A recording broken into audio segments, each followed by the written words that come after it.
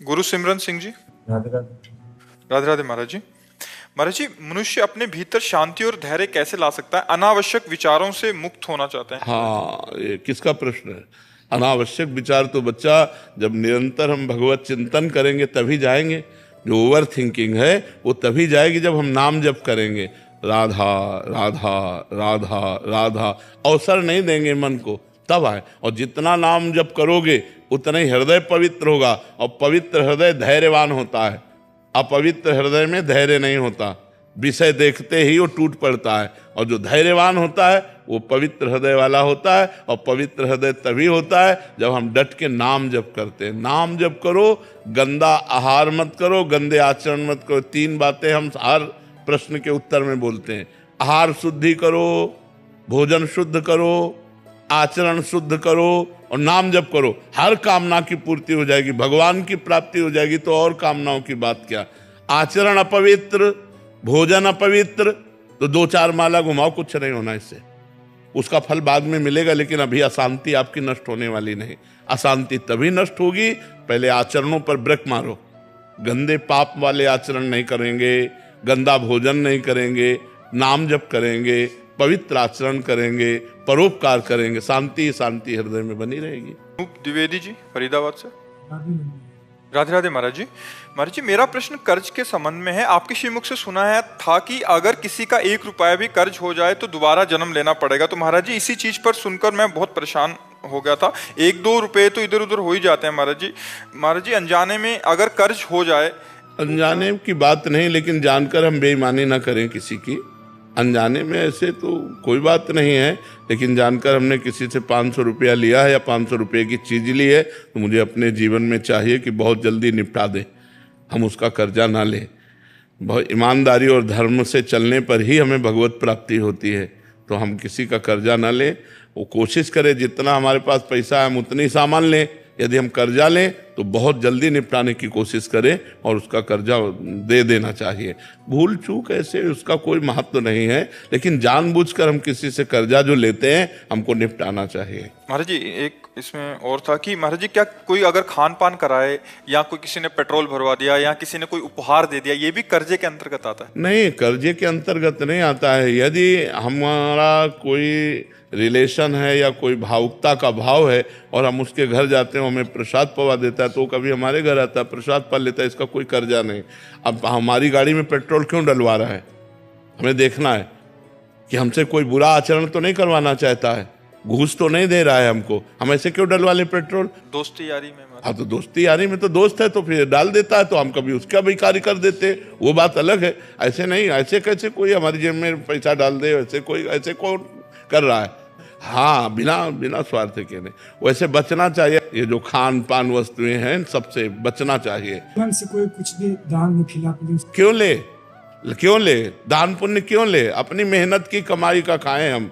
हाँ, निमंत्रण में जा रहे हैं तो हम उसको निमंत्रण देते, वो हमको निमंत्रण दे रहा, वो खा रहे हो। बात अब रोड में कोई हलवा पूड़ी बांट रहा है, ऐसे थोड़ी करने का तुम्हारा अधिकार है कि ऐसे दे दो। तुम गृहस्थ हो, अगर तुम उसके 2 पूड़ी और हलवा पाते हो तो 100 रुपया निकालो, वहां रखो, चलो अपने धर्म से चलो, तो बात अलग है। तुम्हारे सारे सुकृत ले रहा है, वो परिक्रमा लगा रहे हो तो तुम्हारी परिक्रमा का पुण्य ले रहा है वो, तब वो हलवा हाथ जोड़ के खवा रहा है, भैया हलवा खा। वो चतुर है, ऐसे थोड़ी है कि तुम्हें फ्री पवा रहा है। आपने बोला था खिला नहीं सकते तो खा नहीं। हाँ, अपने धर्म की कमाई खानी चाहिए, अपनी मेहनत की कमाई खानी चाहिए। हाँ राधे राधे। हाँ। हम जैसे 4 दोस्त आए हैं, हमारे साथ एक वो दोस्त, वो जैसे कल हमें खिला दिया बड़े होटल में। देखो दोस्त की बात अलग है। अगर वो करोड़पति है तो अपने हिसाब से खवाएगा, जब हमारे घर आएगा तो हम बोरा में बिछा करके उसको रोटी दाल पवाएंगे, वो बात अलग है। दोस्त का वो कर्जा नहीं माना जाता है। कर्जा एक अलग चीज होती है। ये खान पान, मान लो वो हमको रबड़ी पवा रहा है, हमारी सामर्थ्य, तो हम चाय पिला रहे तो तुम्हारी चाय उसकी रबड़ी की समानता कर ले गए, क्योंकि आप गरीब आदमी हो, धनी है और दोनों दोस्त हैं, तो 1000 रुपये का भोजन पवा देता है, हमारे पास पानी है तो हम केवल पानी पिला देते हैं, तो बराबर हो जाएगा। अपने मन से कोई दे देता, हाँ भाई ले जाओ। क्यों ले? ये भी तो होना चाहिए। क्यों ले? हराम का क्यों ले? हराम के खाने की आदत क्यों बनावे? नहीं लेना चाहिए, नहीं लेना चाहिए। मेहनत की कमाई हम ऐसे क्यों ले ले? ऐसे अधर्म की बात नहीं। अभिषेक रघुवंशी जी।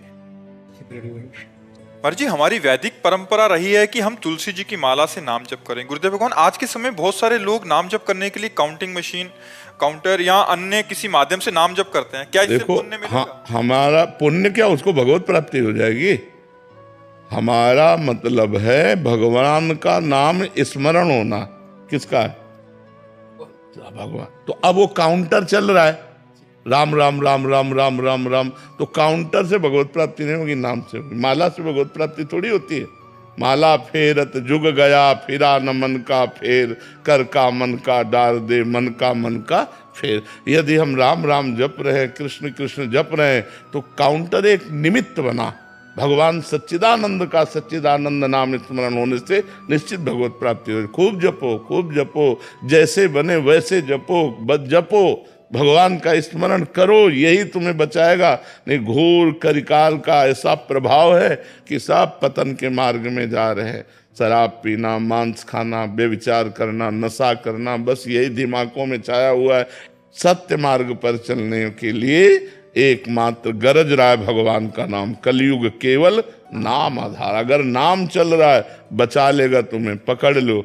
नाम नहीं चल रहा तो बच नहीं पाओगे। सारे सिद्धांतों को मिटिया मेट करने की सामर्थ्य कलयुग में है, वो मिटा देगा, पक्का मिटा देगा। उसकी ऐसी बातें हैं कि वो तुमसे पाप भी करवाएगा और आपको ये भी साबित कर देगा कि आप धर्मात्मा हो, चिंता मत करो। कलयुग बहुत गिराने वाला है।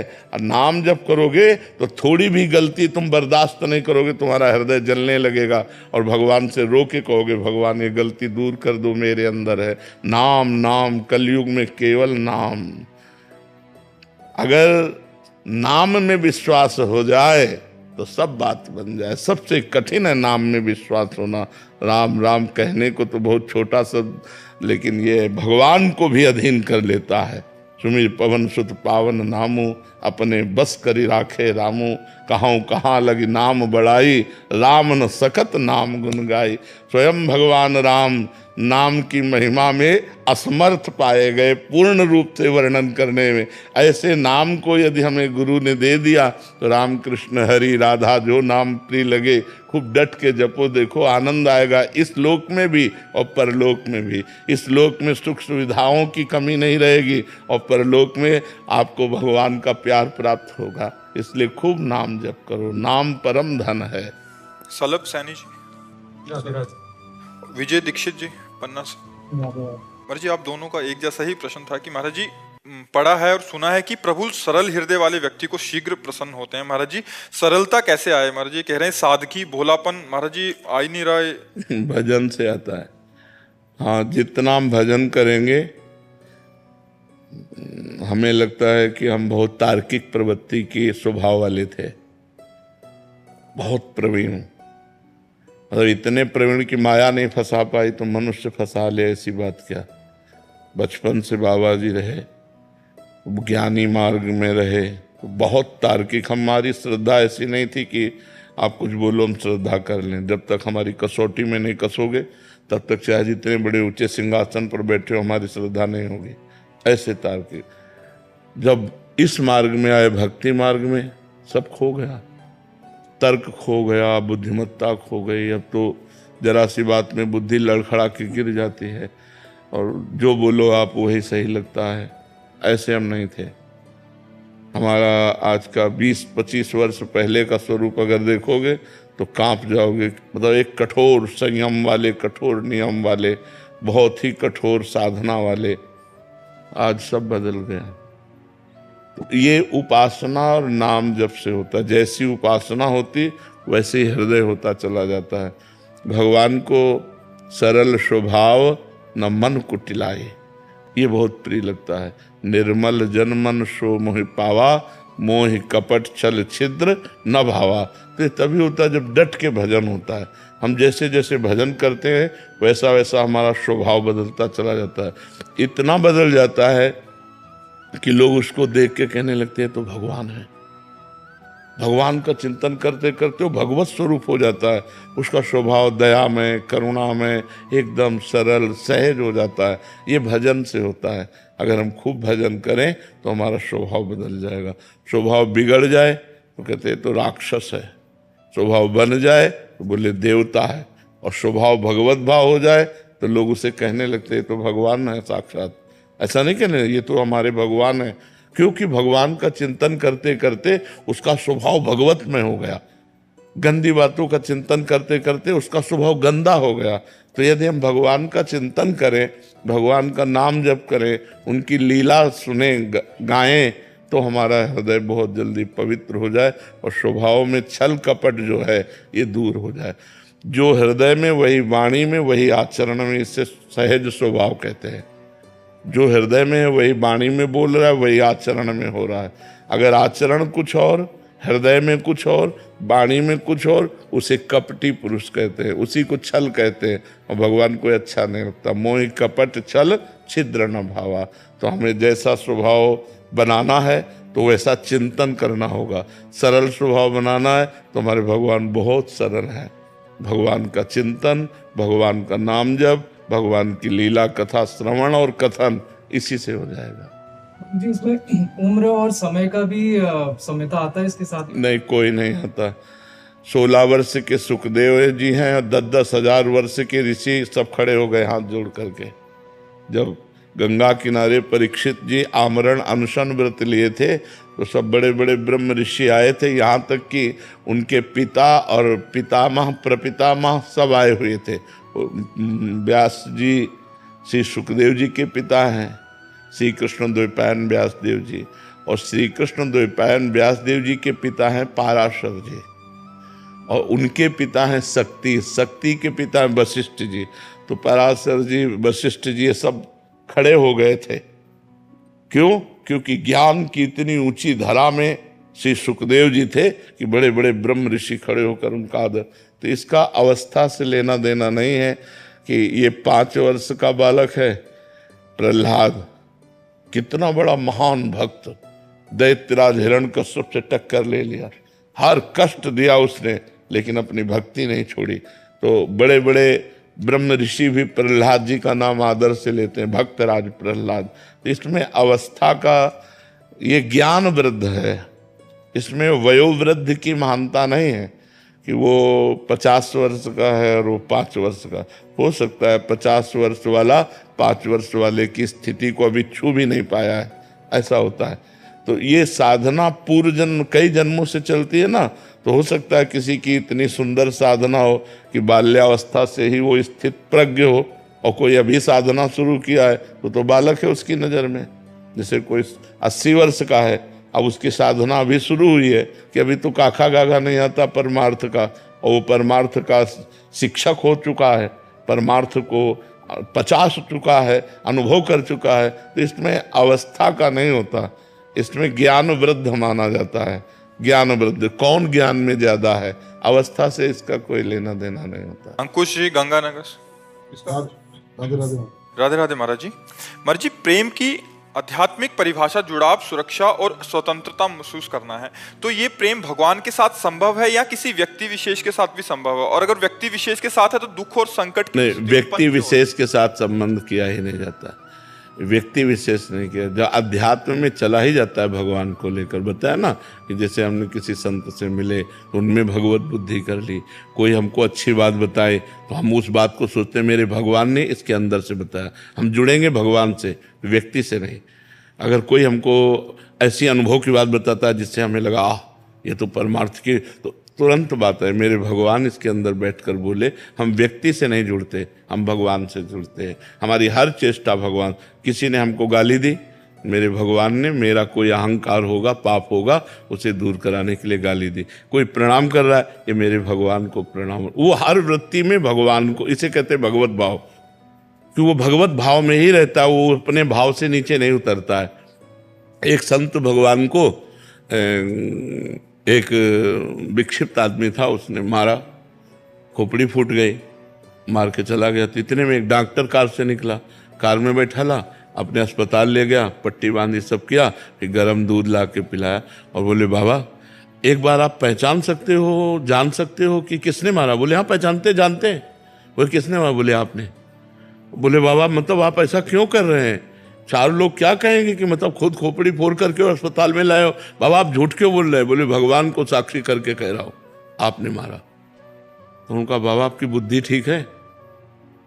तो उनका बेटा मारने वाले भी तुम ही थे और बचाने वाले भी तुम ही थे। दूध पिला रहे हो, एक रूप में मारा और एक रूप में दूध पिला रहे हो, दूसरा कोई नहीं। तब वो समझ पाए स्थिति। तो जो हम अध्यात्म में जुड़ते हैं तो सिर्फ भगवान को देखते हैं। कोई व्यक्ति आया हमारा सहयोग, मेरा भगवान आया। कोई अपमान कर रहा है, मेरा भगवान इस रूप में मेरे मल का नाश कर रहा है। कोई अच्छी बात कही, मेरे भगवान इस रूप में हमको अच्छी बात बता रहे हैं। हर जगह वो अपने भगवान को देखता है। व्यक्ति से जुड़ना तो समस्या से जुड़ना है। चाहे जितना अच्छा व्यक्ति हो, कोई न कोई समस्या हमारे दिमाग में छाई जाएगी। बहुत समस्याएं हैं व्यक्ति से जुड़ने में, लेकिन परमात्मा हर समस्या का समाधान है। हर समस्या का समाधान है। आप परमात्मा से जुड़िए। अध्यात्म परमात्मा से जुड़ाता है, व्यक्ति। और आजकल क्या होता है, लोग व्यक्ति से जुड़ते हैं। व्यक्ति कभी गुरु नहीं हो सकता और गुरु कभी व्यक्ति नहीं हो सकता। गुरु समष्टि होता है। ब्रह्मानंदम परम सुखदम केवलम ज्ञान मूर्तिम, पांच भौतिक नहीं, केवलम ज्ञान मूर्तिम द्वंद्वातीतम गगन सदसम तत्वमस्यादिलक्षम एकम नित्यम विमल अचलम सर्वधि साक्षिभूतम भावातीतम त्रिगुण रहितम सद्गुरुम तम नमामि। ये व्यक्ति नहीं है, ये ब्रह्म है। गुरु साक्षात परब्रह्म तस्मै श्री गुरुवे नमः। तो हम कहीं भी जुड़े तो उस परब्रह्म से जुड़े, ना कि पांच भौतिक शरीर से जुड़े। शरीर से जुड़ने में बहुत समस्याएं हैं। आज हम हैं, कल नहीं, आप नहीं रहेगा ये शरीर तो आप कहोगे कि गुरु मर गए। लेकिन गुरु अगर मरने वाला है तो गुरु कैसा?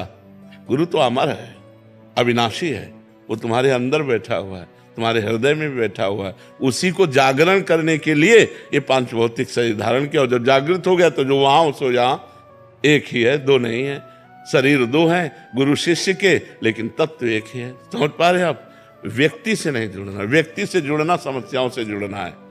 हर परमात्मा भाव से जुड़ना समस्याओं का समाधान है। विवेक उपाध्याय जी, प्रतापगढ़ से। राधे राधे।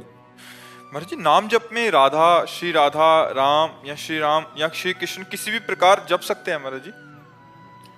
श्री लगाने की कोई आवश्यकता नहीं, नाम परिपूर्ण है। अगर हम श्री राम श्री राम श्री राम जपते हैं तो कोई बात नहीं, लेकिन अगर हम राम राम जपते हैं तो श्री लगाने की जरूरत नहीं है। नाम पूर्ण है, परमात्मा स्वरूप है। अब जो भगवान है वही नाम है, जो नाम है वही भगवान है। इसमें जैसे हम साधारण आदमी के आगे तो श्री लगाते हैं, सम्मान से बोलते हैं, लेकिन अपने इष्ट का जब नाम लेते हैं तो वो श्री से भी सम्माननीय है। जैसे हम हरिवंश हरिवंश हरिवंश, आचार्य का तो हरिवंश हरिवंश हरिवंश, कुंज बिहारी कुंज बिहारी कुंज बिहारी। तो अगर हम श्री लगाते हैं तो कोई निषेध नहीं है, लेकिन अगर हम नहीं लगाते हैं तो आवश्यक भी नहीं है, क्योंकि वो पूर्ण है। नाम परमात्मा स्वरूप है। राधा राधा राधा राधा राधा, अगर हम कहते हैं श्री राधा श्री राधा श्री राधा श्री राधा, ठीक है। लेकिन अगर हम राधा राधा कहते हैं तो श्री लगाने की जरूरत नहीं है, क्योंकि सांसारिक नामों में सम्मान देने की आवश्यकता है। भगवान नाम अपने आप में परिपूर्ण है, महान है, जो परमात्मा को भी अधीन कर लेता है। वो नाम है जो नामी पीछे पीछे डोले, जिसके मुख में नाम हो, ऐसी सामर्थ्य नाम की है। नाम डोरी है और नामी परमात्मा पतंग है। डोरी हाथ में लग गई तो पतंग जाएगी कहाँ? इसलिए खूब नाम जप करो, जो प्रिय लगे, जो गुरुदेव मुख से दे दे, उसी में अपनी बुद्धि ना लगावे तो अच्छा रहेगा। सहदेव सिंह जी, राधा वल्लभ श्री हरिवंश महाराज जी, एक जिज्ञासा थी कि मैं प्राय आप श्री की कृपा से केली कुंज आता रहता हूँ। जिज्ञासा ये थी कि हम ग्रस्त में रहते हुए संपूर्ण भोग भोगते हुए भी अपने कर्तव्य कर्म को सही से नहीं कर पाते। इसके विपरीत यहाँ केली कुंज के सभी साधक संपूर्ण भोग त्याग करके अपने कर्तव्य या सेवा परायण दिखते हैं महाराज जी, अथक और पूर्ण निष्ठा का निर्वाह करते हैं महाराज जी। ऐसे में महाराज जी, ये गुरु कृपा है या उनकी निष्ठा है, या फिर कृपा वैसे है? सही पूछो तो गुरु कृपा तो सब पे, उनकी निष्ठा है।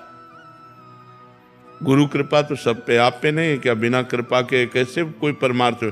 पर आपकी जितना समर्पण है, उन्होंने माता पिता भाई बंधु परिवार सुख संपत्ति सबका त्याग करके और शरण ले ली, और जो आदेश है उसी पर रात दिन लगे हुए हैं।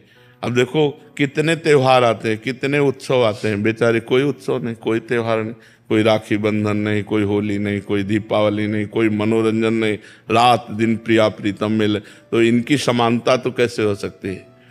तो ऐसा जीवन जब समर्पित कर दिया जाता तब होता है। गुरु कृपा, भगवान की कृपा तो सब पे है, अगर अपने ऊपर हमारी कृपा हो जाए तो बात बन जाए कि हम अपना कल्याण चाहते हैं, हम भगवान को प्राप्त करना चाहते हैं, तो हम नियम से चलें, संयम से चलें, धर्म से चलें। सबसे बड़ी बात बच्चा हो रही है इस समय अपवित्रता, व्यभिचार, ये समाज को खोखला किए दे रहा है। सबसे गंदी बात हो रही गंदा भोजन, गंदा पेय पदार्थ, ये हमारी समाज को नष्ट किए दे रहा है। कुछ नहीं होने वाला, पहले नींव संभालो। अगर नींव पवित्र और मजबूत है तो बढ़िया मंदिर बन जाएगा, बढ़िया मकान बन जाएगा। नींव ठीक नहीं, सब बेकार। और ये नींव है, मानव जीवन की नींव है चरित्र। चरित्र अगर चरित्रहीन हो तो तुम्हारा जीवन किस काम का। Character is loss, everything is loss. ये कौन समझ पा रहा है कि हमारा चरित्र गया तो हमारा जीवन चला गया, सब कुछ चला गया। हम भारतवासी, हम कोई विदेशी नहीं है। हमारा सनातन धर्म है जिसमें चरित्र की पूजा की गई। राम चरित्र भगवान का, अच्छा रावण कौन है? भगवान का पार्षद है, भगवान के समान ही है।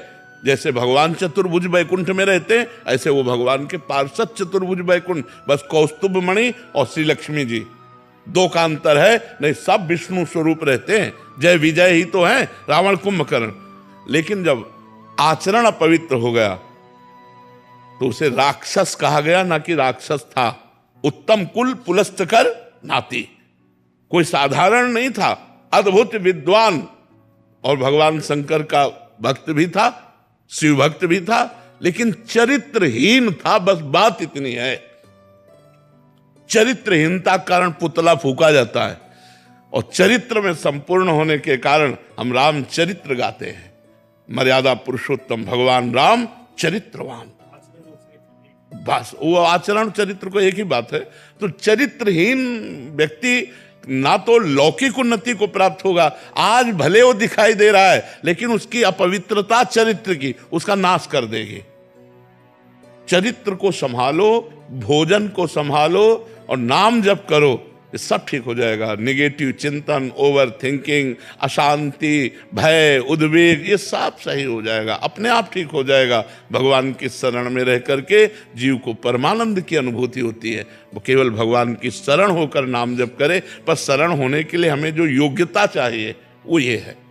ऐसे शरण हो ही नहीं पाओगे। गंदा पापवंत कर सहज स्वभाव, भजन मोर ते भाव न काओ। अगर पाप करोगे, दुष्ट स्वभाव रखोगे, जो पे दुष्ट हृदय सोई होई, मोरे सन्मुख आओ के सोई। वो भगवान के सन्मुख नहीं आ सकते। महाराज जी सिखाते हैं महाराज जी, बच्चों का हम आजकल संस्कार देते हैं। हम लोग एक्चुअली बाहर ड्यूटी पे रहते हैं जी, कोशिश तो करते हैं सारी सुविधा दी जाए, लेकिन बच्चे अपने कहीं भी जॉब करते हैं, पढ़ाई करते हैं, तो थोड़ा रास्ते से भटक जाते हैं। हाँ, आज को यही तो कह रहा हूँ, बात वगैरह नहीं मान पाते। हाँ, हम लोग तो बाहर ड्यूटी पे रहते बिल्कुल हैं, बिल्कुल सुविधा देते हैं, कोशिश करते हैं कि हर चीज उनको सही समय पे मिल जाए। हाँ, नहीं आज का वातावरण इतना गंदा हो गया है कि मतलब स्कूली बच्चों में इतनी गंदगी फैल गई। जैसे आप एक अच्छे पिता हो तो अपने बच्चों को अच्छी शिक्षा देकर उन्नतिशील बनाना चाहते हो, लेकिन जब वो स्कूल में जाते हैं और उनके दोस्त मिलते हैं और वो गलत आचरण के होते हैं तो गलत आचरण डाल देते हैं। तो ये जो बच्चे जो हमारे मोबाइल रूपी गंदगी का सेवन करके गंदे विचार वाले बन रहे हैं, तो अच्छे विचार वाले बच्चों को नया संस्कार होता है तो उनको सुख चाहिए। गंदा दृश्य दिखा के, गंदा आचरण बता करके उनके अंदर गंदगी डालते हैं। हम तो मतलब इस विषय को बहुत जोरदारी से खुला प्रवचन किया है हस्तमैथुन पे कि ये बच्चे जो गंदी आदतें सीख रहे हैं, ये जो गर्लफ्रेंड बॉयफ्रेंड, हम कह रहे फ्रेंड बनाना नहीं गलत है, लेकिन फ्रेंड बना के गलत आचरण करना गलत है। गलत आचरण मत करो, दोस्त बनाए रहो। घर में भाई बहन नहीं रहते क्या? घर में भाई बहन रहते, ऐसे स्कूल में दोस्त है, कोई फर्क नहीं पड़ता बच्चा बच्ची में। लेकिन गंदगी क्यों, गंदे आचरण क्यों? उसी का विरोध है। गंदे आचरणों का त्याग करो। फ्रेंड में कोई दोष नहीं, लेकिन फ्रेंड एक दूसरे की उन्नति चाहे, ना कि अवनति चाहे। मित्र वही जो कुपंथ निवार सुपंथ चलावा, कुपंथ से हटाकर सुपंथ में चलावे। तो आजकल तो बच्चों को संभालना बड़ा कठिन है। जहाँ जॉब करते हैं वहीं उनके ही हो जाते हैं। बिल्कुल की बिल्कुल बात को कम ध्यान देते हैं। बिल्कुल बोल दिया वो सत्य है, हम लोग जो मार्गदर्शन थे वो गलत हो जाता है। बिल्कुल बिल्कुल। यदि वो बच्चे सत्संग सुने, श्रद्धा करें और सत्संग सुने, तो हमें लगता है परिवर्तन हो सकता है। कभी कभी एग्रेसिव हो जाते हैं एकदम की हाँ, आप हमारे ऊपर थोप क्यों रहे, भक्ति क्यों थोप रहे आप ऐसे ऐसा है, ऐसा ही है। पर हमें लगता है फिर भी हमें पीछे नहीं हटना चाहिए। आप भारतीय सैनिक हो है कि नहीं? अब फिर आगे बढ़ना चाहिए अपने बच्चों से मित्रवत व्यवहार करके, मित्रवत व्यवहार करके, कि बिल्कुल ऐसा उनको लगे कि पापा हमारे दोस्त हैं, कि देखो ये गलत बात है, ये आप मत करो, आगे चलकर हम आपको सब सुविधाएं देंगे, लेकिन अभी ये ठीक नहीं है। मित्रवत उनसे जानकारी करो, उनके आचरण कहाँ फिसल रहे हैं उनको पुष्ट करो।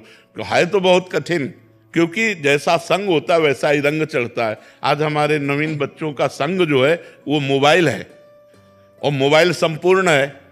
बुरा से बुरा देख सकते हो, अच्छे से अच्छा देख सकते हो। बुराइयां देख करके बच्चे बुराइयां सीख रहे हैं और बुरे मार्ग की तरफ अनुसरण कर रहे हैं।